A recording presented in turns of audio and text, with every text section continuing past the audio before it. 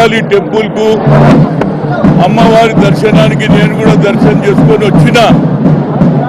అంతేకాదు తరతరాల నుంచి మా చిన్నప్పటి నుంచి ఉజ్జయిని మహంకాళి సికింద్రాబాద్ ఎప్పుడు పండుగ వస్తుందని మా అక్కలు చెల్లెండ్లు బోనాలు ఎత్తుకొని వస్తారు.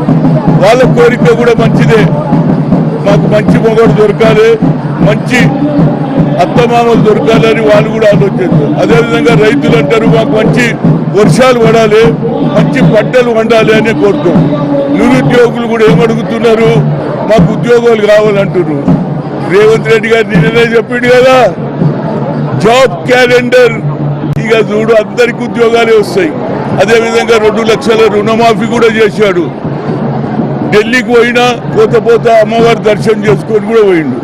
ఇక మీద పోయి సోనియా గాంధీ దర్శనం చేసుకుంటాడు రాహుల్ గాంధీ.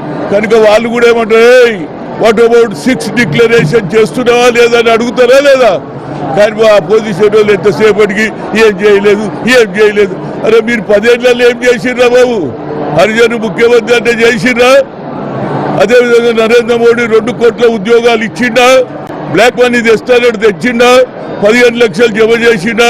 కనుక ఇవన్నీ జరుగుతూనే ఉంటాయి. కానీ అమ్మవారిని ఒక్కటే కోరుతున్నామా, మా కొత్తగా ఏర్పడింది, కొత్త సర్కారు వచ్చింది, మంచి పంటలు పండాలి, మా పిల్లల భవిష్యత్తు బాగుండాలి. తెలంగాణ చిన్న రాష్ట్రమైనా అన్ని రాష్ట్రాల కంటే బాగా పనిచేసి సోనియా గాంధీ ఇచ్చిన వాగ్దానాలు, బస్సు ఫ్రీ అయిపోయింది, ఏ ఆడమి పోయినా ఏడిపోయినా అంటే నా బిడ్డ దగ్గరకు పోయి వచ్చినారు, ఇంకో ఆమెను అడిగితే మా అత్త దగ్గర పోయి, అంటే బస్సులో ఫ్రీ కూడా ఇవ్వడం జరిగింది. ఇక మిగిలింది ఏది, ప్రతి మహిళకు 2500 ఇచ్చేది ఉంది, అది కూడా చేస్తారు. అన్ని విధాల అపోజిషన్ ఎన్ని మాట్లాడినా మేము విధి మా వెనకాల సోనియా గాంధీ ఉంది.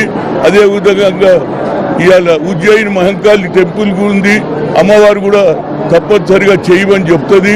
అందరూ సుఖసంతోషాలతో ఉండి మీ భవిష్యత్తు బాగు చేసుకోవాలి. తెలంగాణలో ఇతర రాష్ట్రాల కంటే నంబర్ 1 రాష్ట్రంగా కావాలనేదే నా ముఖ్య ఉద్దేశం. నేను కూడా దర్శనం చేసుకోవచ్చు. అమ్మ అందరి పిల్లలకు ఉద్యోగాలు రావాలి, మంచి పంట పండించుకోవాలి. అందరు కూడా అల్లుడు వచ్చిందంటే ఒక మేక ఒక కోడి కోసి అందరికి భోజనం పెట్టుకొని కూడా చెప్పొచ్చు. ఏర్పాట్లు మీరు ఎప్పుడు ఏం తక్కువైందా మీ మీద వేసిరుగా వర్షం పడుతుందని ఏర్పాట్లు అన్ని బాగానే చేస్తుంది. ప్రతి సంవత్సరం జనం పెరిగినా ఏర్పాట్లు కూడా అట్లనే జరుగుతుంది. ఈ ప్రభుత్వం కూడా తప్పనిసరిగా మా తల్లులకు బోనాలు ఎత్తుకున్నా, పోతరాజు ఆట ఆడినా అందరికి కూడా న్యాయం జరుగుతుంది. ఎందుకంటే వర్షాకాలం ఇంకో ఈడికెళ్ళి ఆడదానికి వేసిరుగా, లేదా వర్షం పడుతుందని ఒక మీకు కూడా ఎటువంటి వేసిరు చూడు, విఐపి ట్రీట్మెంట్ మీకు కూడా. కనుక బాగానే జరిగింది, ఇక ముందు కూడా అదే జరగాలని నేను కోరుతున్నా. Okay, thank you very much. నమస్తే.